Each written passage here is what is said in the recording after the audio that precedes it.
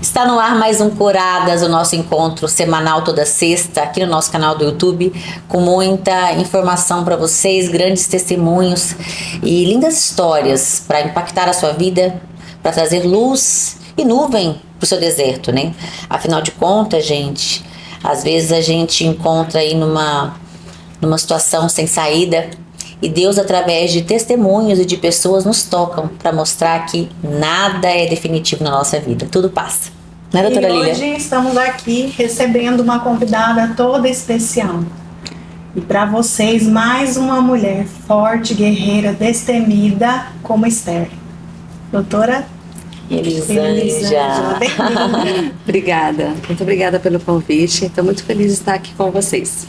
Obrigada, doutora. Muito bom receber você aqui, minha amiga. Já falamos sobre temas mais diversos da saúde, né? Mas hoje o tema não é outro. Hoje eu não vou nem te chamar de doutora, vou te chamar de Elisângela, porque você hoje é a nossa irmã em Cristo, né? E a gente hoje está em igualdade aqui. Vamos falar sobre as obras que Deus fez na minha vida, na vida da Lília e na sua vida. Eu sei que a sua trajetória ela é marcada por vários acontecimentos decisivos, com certeza, né? A começar na sua vinda para cá, na sua formação, na sua estadia em Primavera do Leste, que eu sei que você morou lá por muitos anos. Então eu gostaria que você falasse um pouquinho sobre a sua história, sobre o seu início lá em Primavera, a sua experiência lá, o que a fez escolher a medicina e como que você chegou aqui em Cuiabá. Com certeza. Bem, eu vim de uma família muito pobre, né? Então, sempre fui o patinho da família, né?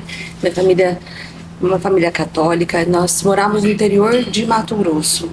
E toda vez que eu me deparava com o meu sonho de ser médica, eu via as pessoas de branco, eu falava assim, é tão lindo, é tão bonito você ter o poder de cura, você ter o poder de doação, porque eu acredito que não é só cura, é doação, você se doar por algo, você se fazer aquela coisa de fazer o bem, né?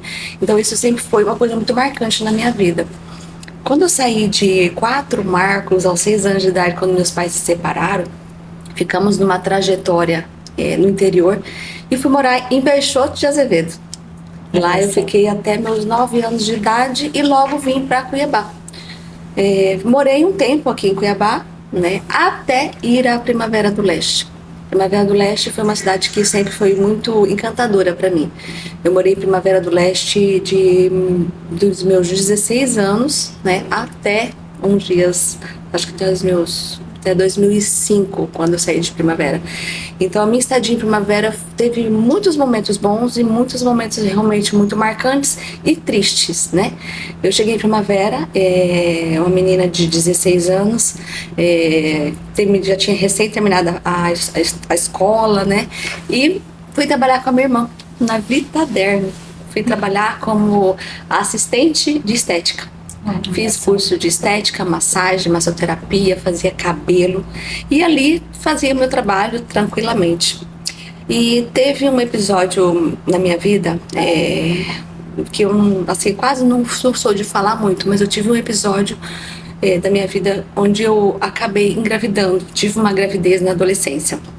E essa gravidez na adolescência, ela não foi uma gravidez que foi esperada. Ela foi uma gravidez que eu posso dizer que foi até uma violência, né, quando eu tive esse meu filho. E Primavera do Leste foi uma cidade onde que eu fui acolhida, né, nessa gestação, uma menina de 17 anos, né, grávida, solteira, no interior, não é bem vista, né? Então eu passei por muitas etapas, né, em Primavera, até eu me casar, e aí eu comecei uma trajetória de faculdade, e eu tinha um sonho de ser médica, né? Através da doutora Rosa, uma ginecologista da nossa cidade, onde ela tinha mandado o filho dela fazer medicina fora do Brasil, eu tive essa experiência de fazer medicina, né? Nessa época, eu contei com o apoio, né, do finado, meu marido, e eu acabei indo para a Bolívia, né? Fui fazer medicina na Bolívia e lá enfrentei muitas situações. Um país diferente, eu estava longe do meu filho, longe, né, do marido, da casa, e todo esse transtorno que eu estava fora, eu tive que enfrentar outras situações, né, onde eu tive que enfrentar traições, onde eu tive que enfrentar exposições da minha pessoa. Isso não é segredo para ninguém, porque isso já foi exposto, né? Então eu tive uma vida muito exposta nessa situação de traição. E quando eu me deparei, eu pensei comigo, eu tenho duas alternativas, né? Ou eu paro, desisto, ou eu sigo em frente e vou atrás do meu sonho. E eu fui e fiz isso, fui atrás do meu sonho. Né? Teve uma estratégia, se manteve firme para poder viver o seu propósito. Uhum. E foi aí, nesse período que eu tive meu primeiro contato realmente com Deus, sabe? Assim, eu estava pensando em desistir. Eu lembro que eu estava na minha casa e eu conversei muito com Deus, né? E Ele me deu uma força tremenda, porque eu olhava pro meu filho, coisinha linda, e falava assim, eu vou ser médica porque eu vou, através da minha vida, eu vou mudar a vida do meu filho, eu vou dar oportunidades para ele, porque desistir, eu seria mais uma. E aí eu falei, não vou desistir, fui em frente. Eu enfrentei todas as situações possíveis e impossíveis que uma mulher pode suportar, mas consegui. Quando eu terminei minha faculdade, já estava no processo de recuperação do meu relacionamento, né? Houve uma reconciliação e nós resolvemos permanecer casados. E nesse período que eu terminei a faculdade, houve um acidente e ele veio a óbito. E aí veio outra situação na minha vida, recomeçar. O que fazer, como eu vou fazer. Eu ainda estava no processo de revalidação do meu diploma. E voltei para Cuiabá, porque Primavera já não era uma cidade onde eu tinha família, eu tinha só, né, aquela família. Voltei para meus seios familiares, minha mãe, meu irmão, a minha irmã e minha avó.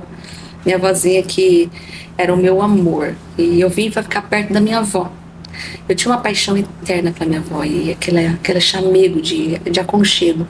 Minha avó, ela sempre foi da Congregação Cristã do Brasil e ela tinha um chamego com a gente muito gostoso.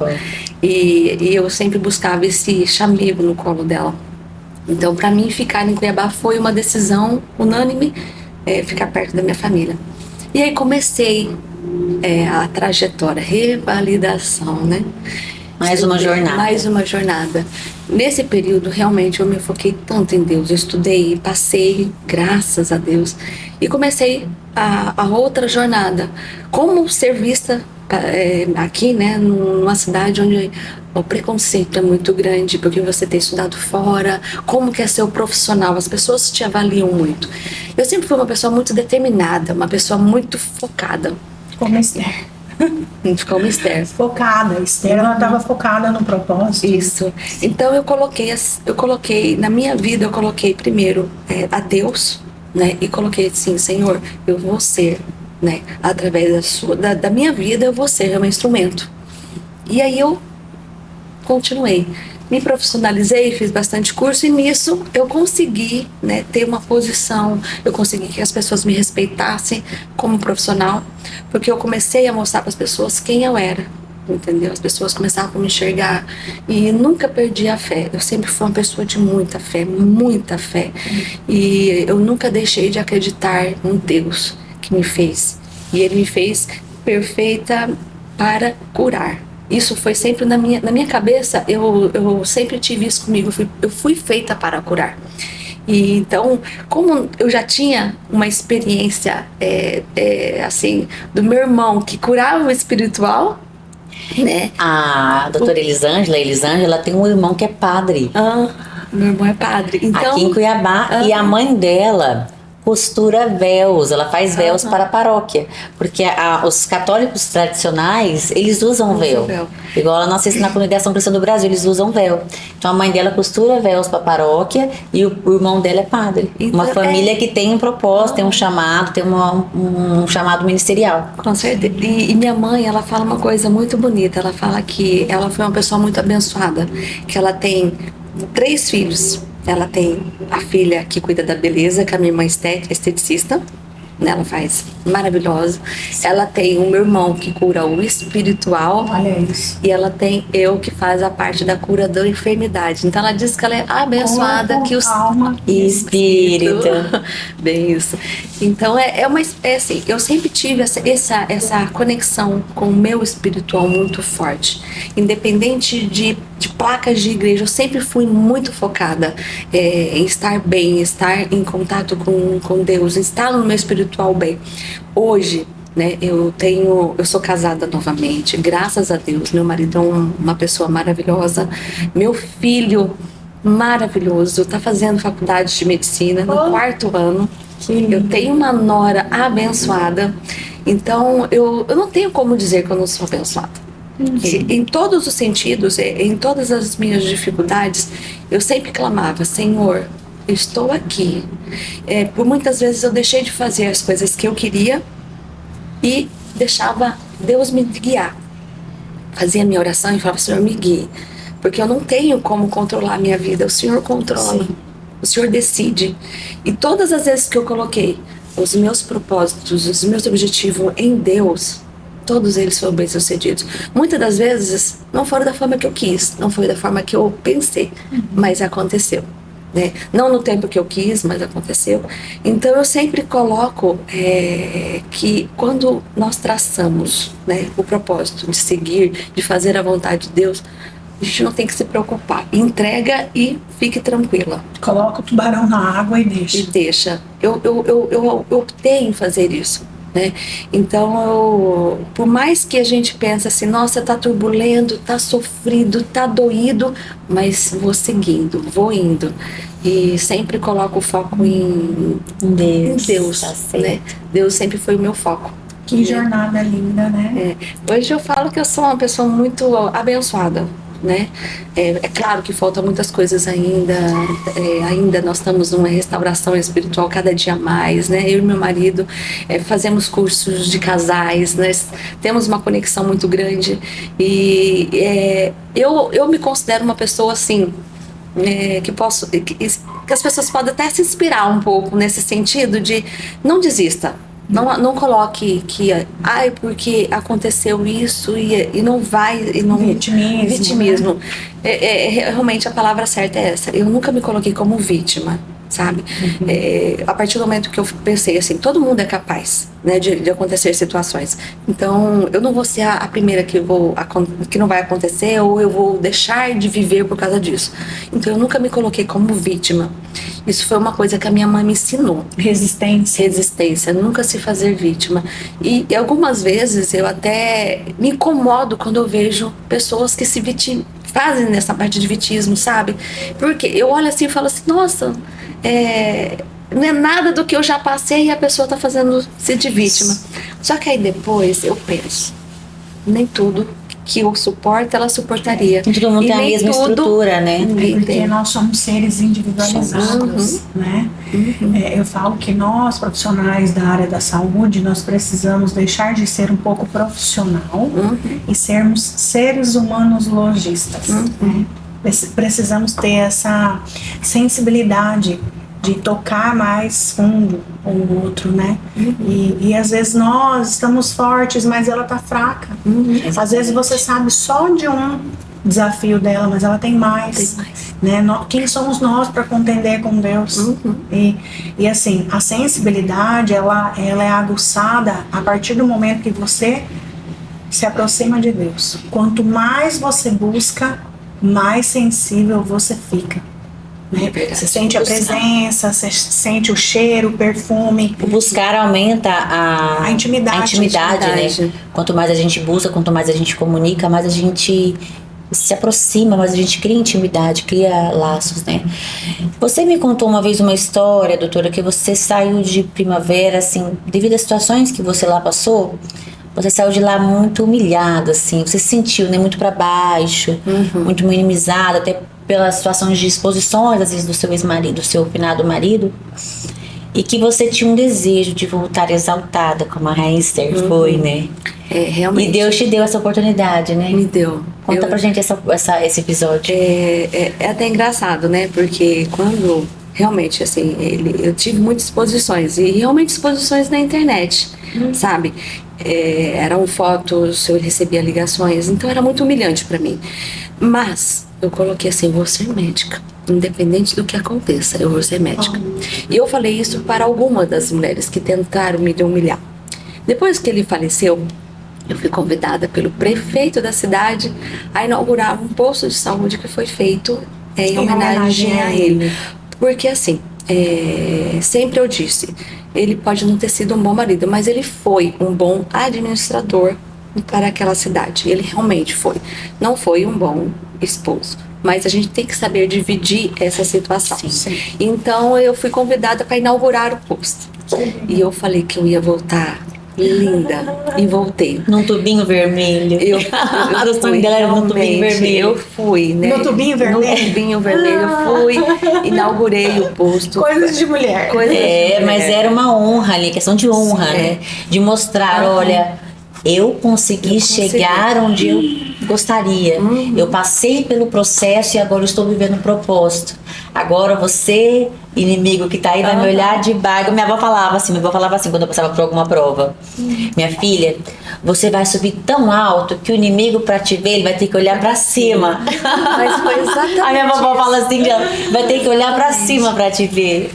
Na verdade, eu vou falar a verdade. Quando eu desci do carro, eu respirei fundo, eu desci, eu joguei meu cabelo. E entrei lá e fiquei olhando, aí veio o prefeito, fui homenageada, né? E eu falei, eu vou falar do profissional, não do marido. E falei do profissional. E fiz a inauguração, recebi a homenagem. Assim, eu tenho pessoas que eu amo muito em Primavera, mas devido a alguns outros detalhes, eu resolvi não voltar à Primavera. Sim. Né? E resolvi ficar aqui. E eu acho que foi uma boa escolha. Aqui você conheceu seu marido, É. aqui você refez a sua história, aqui você tem chances, né, de crescer cada vez mais. Com E aqui seu certeza. trabalho tem se consolidado, né, doutora Elisângela? Com certeza. Saúde é isso, né? Saúde é certeza. isso. Sair do ambiente tóxico, das pessoas que nos fazem mal. Eu vou dizer pra você que hoje eu sou uma das mulheres, eu posso dizer que eu sou a mulher mais amada que existe, porque o meu marido, ele tem um cuidado comigo, Olha isso. um amor. Graças a Deus, né? Às vezes eu me sinto constrangida do amor que ele sente. E isso é uma coisa linda, porque você consegue olhar nos olhos, você consegue sentir isso, sabe? Então, eu acredito que Deus falou assim, filha, A honra da segunda casa. da segunda casa. E eu ouvi isso. A honra da segunda casa vai ser maior que a primeira. Eu ouvi isso de um amigo missionário. Porque, assim, independente de eu ser católica, eu sempre tive muita conexão. Muitos amigos pastores, muitas amigas missionárias. Você tem uma essência cristã aí dentro, eu porque a sua tenho. avó, né? A sua avó era... Então, né? Sim, Então sim. assim, eu sou apaixonada por quem é apaixonada por Jesus. Por Jesus. Quem é isso. apaixonada por Jesus, eu sou apaixonada. Eu tenho uma paixão por Maria, mas é uma coisa pessoal da minha igreja, né? Então, eu sou apaixonada por Jesus, eu sou apaixonada por Maria, mas assim, eu respeito todas as religiões e amo quem ama a Jesus. Sabe? Você é uma mulher que já ouviu muitos testemunhos e que através da sua história de superação, de luta, né, de processo, você elaborou, criou um projeto também para a cura de outras mulheres. Sim, sim. Conta pra gente um pouquinho sobre esse projeto. Então, eu fiz nesse meu processo, eu conheci várias pessoas que me ajudaram, né? Então, através dessas pessoas que me ajudaram, eu consegui fazer o meu propósito também de ajudar mulheres que também foram humilhadas, mulheres que também foram corrompidas dos seus sentimentos, né? Porque é uma corrupção, é uma forma de agressão, que foram agredidas. E hoje eu criei um projeto chamado Mulheres que Possam também curar. É uma forma de mulheres que curam, né? Mas e nós trabalhamos exatamente com mulheres, né? E esse projeto, eu fiz com uma amiga, né, hipnoterapeuta, e nós fazemos uma reestruturação da mulher, ressignificar as mulheres que estão nesse processo. ela passava pelo processo depois com mais leveza. A gente fazia com que essas mulheres despertassem nela a vontade de viver novamente, a vontade de ser feliz, ressignificar elas. Tudo com terapias bem tranquilas e fáceis, né, da gente conseguir fazer com que ela Como se fosse um resgate. o resgate dessa mulher. Então nós fizemos muito bom, né? Funciona como? Nós fazemos a base de hipnose, né? São processos de hipnose, mas nada mais é que oração, fé e fé. Porque quando você acredita que você vai ser curada, você é curada. Sim. Não tem como. A medicação só faz efeito porque você tem fé na medicação. E quando você acredita que você vai ser curada, você tem que simplesmente mostrar que a cura é maior do que aquela dor que ela está sentindo. Então isso foi uma forma que nós fizemos. Na parte de convencimento da hipnose, você consegue fazer com que a pessoa diminua o que ela sente de dor e faça com que ela aumente o prazer e a vontade de viver. Isso é um tratamento muito bom. É porque assim, um dos princípios da cura é você querer ser curado. Você precisa. E às vezes o que falta é você fazer com que ela enxergue dentro dela mesma que ela quer aquilo, que ela precisa daquilo. Sim. Então nessa forma que a gente trabalha da hipnose, você faz com que o seu próprio corpo acredite naquilo e o seu mental, a parte sua, a gente fala assim, a parte mental mesmo. Mentalize, né? Mentalize o seu subconsciente, ele restaura, ele vem. Porque às vezes são traumas que estão parados dentro da gente, que estão dentro do nosso interior, e você não sabe o que é, e você tem aqueles bloqueios, você não consegue sair. Você fica girando em cima de um probleminha que é pequeno, perto de uma grandeza. Também nas feridas ali, né?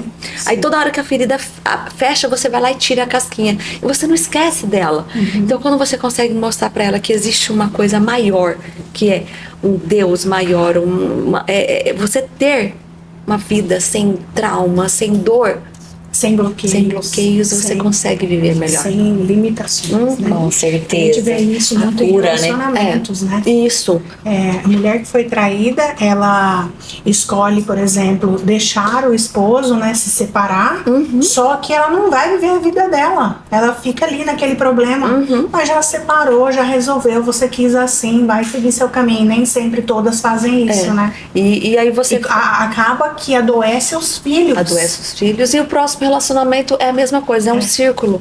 E aí você vive se fazendo um círculo. Quando você perdoa, a palavra certa é perdão. Quando você perdoa, às vezes a palavra assim, eu vou perdoar, mas a palavra perdoar é para você, não é para o outro.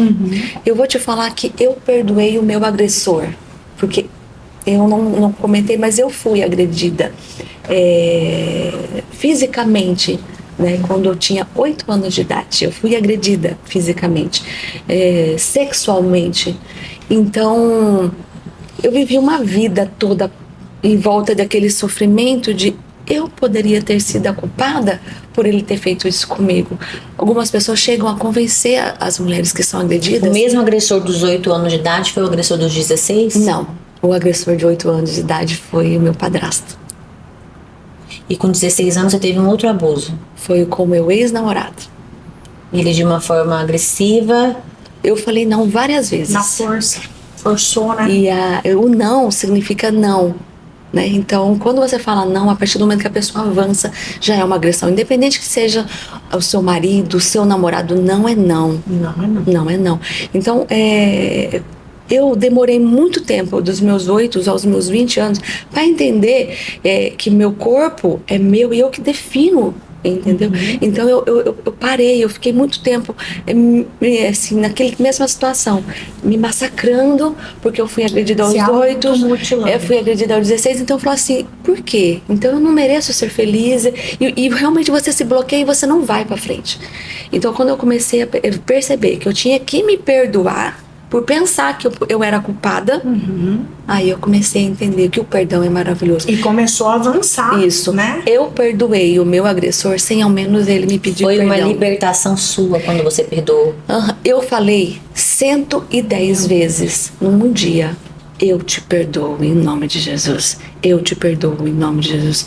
Um amigo missionário, enquanto eu não repeti 110 vezes na frente dele, ele não me fez sair de perto. Ele falou assim, é você que precisa disso. Você precisa se libertar. E ele fez eu repetir. E eu fiz. Fui falando. Aí ele falou, você se convenceu? Eu falei, ainda não. Ele falou, pai, enquanto você não se convencer disso... Continue falando. Continuo falando. E eu fiz. Hoje eu falo sobre isso na autoridade. Eu vi ele recentemente no velório da minha avó. Ele foi. Eu vi ele, assim, foi uma pessoa normal. Eu passei, depois que me falaram, fulano tá aí. Eu falei, porque eu perdoei. Amém. Não é sobre ele. Ele mereceu? Não, é sobre mim. Talvez nunca te pediria Sobre perdão. Né? Às vezes nós precisamos perdoar pessoas que nunca nos pediriam perdão. E é libertador o perdão. Entendeu? Eu sentia quando eu comentava sobre o assunto, eu sentia uma dor, um nó aqui assim. Eu sentia, era como se estivesse amassando.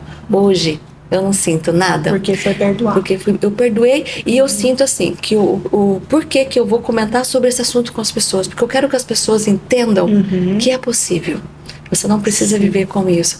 E eu gostaria de mostrar como que se perdoa, mas tem que saber perdoar e realmente perdoar. Não é só falar, eu perdoo. Falar perdão é você ser capaz de cumprimentar a pessoa, ser capaz de tocar na pessoa. Você não precisa conviver. Não é obrigado. Não é obrigado. Mas você é capaz de passar, cumprimentar. Você é capaz... Porque Deus é maior. Deus não deu essa capacidade. Quebrar aquela barreira, né? Quebrar essa barreira. Então, como eu posso querer estar próxima de Deus se eu não sou capaz de perdoar? O perdão, ele quebra correntes. Quebra né? correntes. Ele tira da mão de Satanás, né? Ele é libertador. Ele tira liberta. o controle da mão do inimigo. Tira, então assim, eu falo isso, eu prego isso. Minha mãe estava esse final de semana em casa e assim, a gente teve uma situação em casa. Meu pai viveu com a minha mãe 31 anos. Um homem que não tinha celular, um homem de uma postura totalmente ilibada, que tem muitas qualidades, porque o erro dele não apaga as qualidades que ele tem. Hoje eu vejo isso porque eu perdoei meu pai e eu pedi perdão para ele. Mas a minha mãe não perdoa o fato de ele tê-la traído, né, e ter saído de casa depois de 31 anos de casado e ter assumido uma outra pessoa, que é a pessoa que, né, que foi o fruto do fim do término do casamento deles. E ela não perdoa, e isso faz muito mal para ela. E para ele também, porque ele também não se perdoa, porque ele carrega essa culpa, essa vergonha, ele acha que desonrou a família, ele carrega isso também. E eu entrei nessa batalha, nessa missão de quebrar essas correntes dos meus pais, porque eu sei que isso é necessário para que eles sigam a vida deles em paz. Eu falei, mãe, você precisa perdoar o meu pai. Falei, para você perdoar o meu pai, você vai ter que começar a lembrar dos bons momentos que vocês viveram, das boas coisas os frutos que a relação de vocês trouxeram, que foi eu, a minha irmã, os netos, a começar a ter a lembrança afetiva das coisas boas, porque você só lembra do episódio da traição. Falei, e outro, a traição aconteceu, nada justifica. Mas foi uma série de fatores que fizeram com que o casamento de vocês acabassem. Vocês não estavam na presença de Deus, viviam em total descomunhão, vocês não gostavam das mesmas coisas, haviam ali uma divergência muito grande. E assim, sem lógica, até como o casamento de vocês chegaram a 31 anos, porque era muito compatibilidade, sabe? Minha mãe gosta de festa, minha mãe gosta de beber a cervejinha, meu pai já não gosta, meu pai é caseiro, meu pai não bebe, meu pai... Então assim, eu acho que ainda foi longe demais. Falei, então você, mãe, tem que liberar o perdão. Falei, e meu pai, conversei com ele esses dias, meu pai é muito fechado, quase 1h30, e é um milagre acontecer isso, consegui conversar com ele tanto tempo. Falei, pai, você não tem dívida, nem comigo, nem com a minha irmã, nem com a minha mãe. O passado você não vai mudar mais. Aconteceu. Já foi. Não tem como a gente apagar. O que você vai mudar é daqui pra frente. Então, reescreva a sua história, seja feliz. Não lamento o que aconteceu. Pare de se culpar, de se punir, porque a sua vida tá travada por conta disso. E a da minha mãe também está. Então, assim, foi libertador para você, Elisângela, liberar o perdão pro seu agressor. Assim como foi libertador para mim um dia liberar alguns perdões da minha vida. Porque esses perdões me permitiram viver o que eu vivo hoje. Se eu não tivesse liberado os perdões que eu liberei, já fui agredida, eu já fui traída, eu já fui humilhada, já fui desonrada, que eu acho que a pior coisa para um ser humano é a desonra.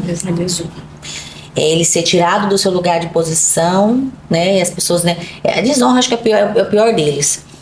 E eu, assim, eu consegui superar, eu consegui perdoar.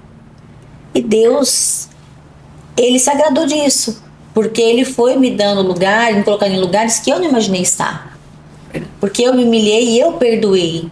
E eu não esperei ninguém me pedir desculpa. Eu perdoei por conta própria. Deus falou pra mim, falou, faça o bem. Não importa quem. Ele me deu uma ordem. Ele me deu uma ordem e eu tive que, muitas vezes, dar a mão ao inimigo. Sabendo que tinha trama ali atrás. Sabendo que havia toda uma conspiração, mas quantas vezes eu entrei em ambientes... Jesus fez isso, né? Eu entrei em ambientes que eu sabia que havia uma grande conspiração para fazer o bem, para servir. Quantas vezes? E eu não me arrependo disso, porque eu tive um direcionamento para estar ali. Hoje eu sei. Só tinha que provar para uma pessoa. Só tinha que provar para ele. Ele conhecia meu coração, os demais ali não conheciam.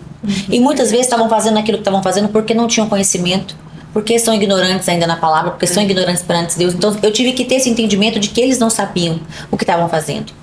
Para me perdoar. É uma coisa que eu sempre fico comigo. Às vezes, quando alguém faz alguma coisa contra mim, que eu me sinto magoada, eu falo, Senhor, perdoe, ele não sabe o que faz. Então, eu tento não absolver, né? A gente tenta não absolver, mas...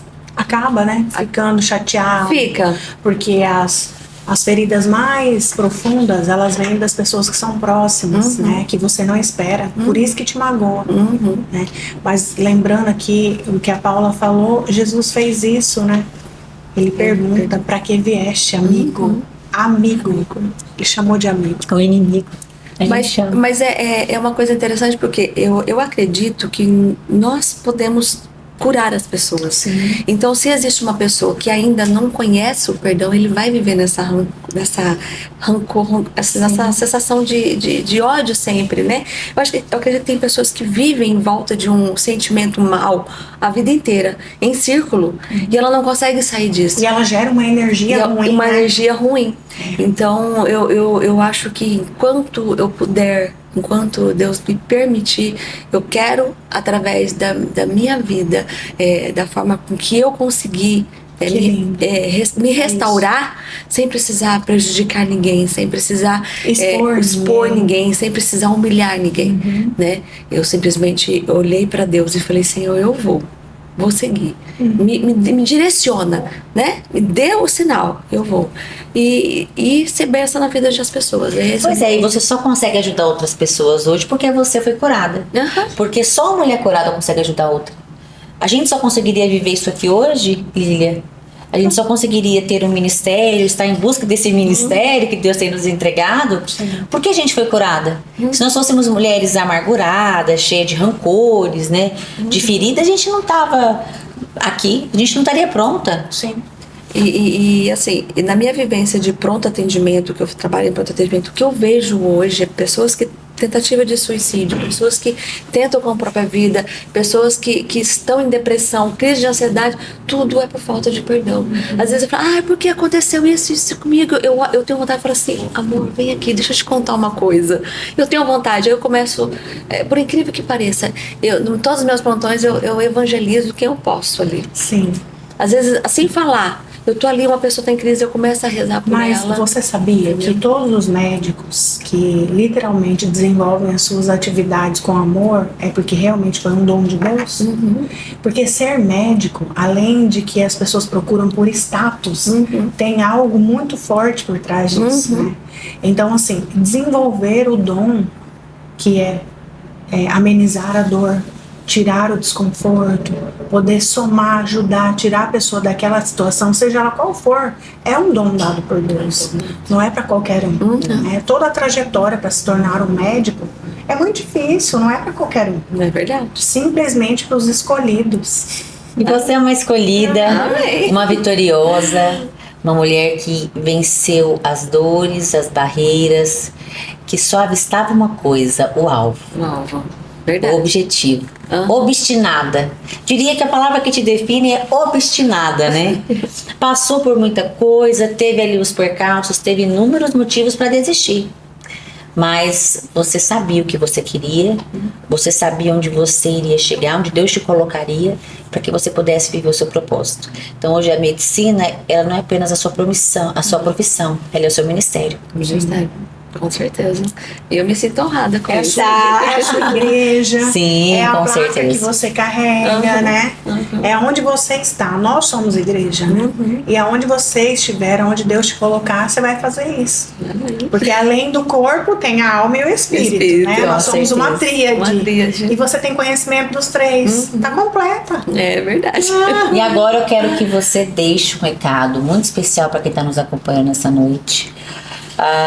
Eu sei que muitas pessoas que nos acompanham às vezes estão passando por situações difíceis, estão no deserto ou estão numa situação que parece não ter saída, como você já esteve um dia. Então eu quero que você, olhando para aquela câmera ali, deixe uma mensagem para essas pessoas. Bem, eu queria muito passar para as pessoas que estão hoje aqui me assistindo que nunca perca a sua fé. Hoje, quando você confia em Deus, quando você confia num propósito, siga em frente, não desista. Mesmo que esteja passando por uma situação onde você acha que vai cair, entendeu? Mesmo que você caia, levante e siga em frente. Nunca deixe que as pessoas percebam que estão te afetando. Nunca permita que as pessoas que estão te afetando, que elas estão conseguindo. Porque a pessoa que está te prejudicando, ela vai ter o prazer de ver você para baixo. Tá? Sorrindo sempre. Chorando por dentro, mas sorrindo por fora. Porque quando você sorri por fora, você destrói qualquer coisa que está tentando Qualquer te afetar. conspiração. Qualquer conspiração. Então, eu sempre assim, eu estou chorando por dentro, mas estou sorrindo por fora. Porque através da inspiração do meu sorriso e a minha fé, as pessoas vão olhar e falar assim, eu quero isso. Eu quero sentir o que é isso. Então, vamos ter mais confiança e acredito que tem um Deus que te ama e te fez perfeita. Né? E ele precisa que você somente aceite isso. Ele está à sua porta e só batendo, esperando você abrir. E quando você sentir esse abraço de Jesus na sua vida e esse amor que ele tem por você, você nunca vai se sentir sozinho. Acho que o nosso erro é querer que as pessoas fazem a gente feliz. E ninguém é capaz de fazer a gente feliz. Buscarem outras coisas. Nós buscamos errado. Nós buscamos nas pessoas a felicidade. E a felicidade não tem que ser baseada em pessoas. A felicidade é você e Deus. Quando você tem Deus no seu coração, você é feliz. E todas as pessoas que se aproximarem de você vão só contribuir para a sua felicidade. Porque você tem que ser capaz de fazer o outro feliz. A sua missão é essa. Fazer o outro feliz. É isso mesmo. Quando você está feliz, você faz o outro feliz. Isso é como se fosse um cumprimento. Um reverberar de coisas boas que vai fazer com que aquilo volte para você. E isso serve para casamento, para qualquer relacionamento. Com certeza. Quando você faz e se dedica, se entrega mais para o outro, ele se constrange. Verdade. E eu tenho uma experiência sobre como você destruiu até uma pedra, entendeu? Lapidando ela com muito amor. O amor é a coisa mais magnífica que tem. Você pega uma pedra dura e vai lapidando com amor, daqui a pouco ela tá um diamante. Verdade. E eu tenho um diamante hoje em casa, lapidado, sabe? Então eu estou abençoada. E é isso, eu falo que é o amor, né? Jesus é o amor, né? Ele é o sinônimo, ele é a transfiguração do amor. E a gente empregar o amor nas coisas que a gente faz, nas pessoas que a gente ama, a gente transforma. Ele é capaz de transformar. Com certeza. E é isso, né? Finalizamos mais uma transmissão do Dr. Cash. Quero agradecer a vocês. Ficar aqui, não tem nada. Muito agradável esse bate-papo. Finalizamos mais uma transmissão do Curadas. Vocês que nos acompanharam nessa noite, tenho certeza que a sua vida foi tocada de alguma forma. Então, faça a sua parte também, toque outras vidas, compartilhe esse conteúdo, replique esses testemunhos para que mais vidas possam ser tocadas.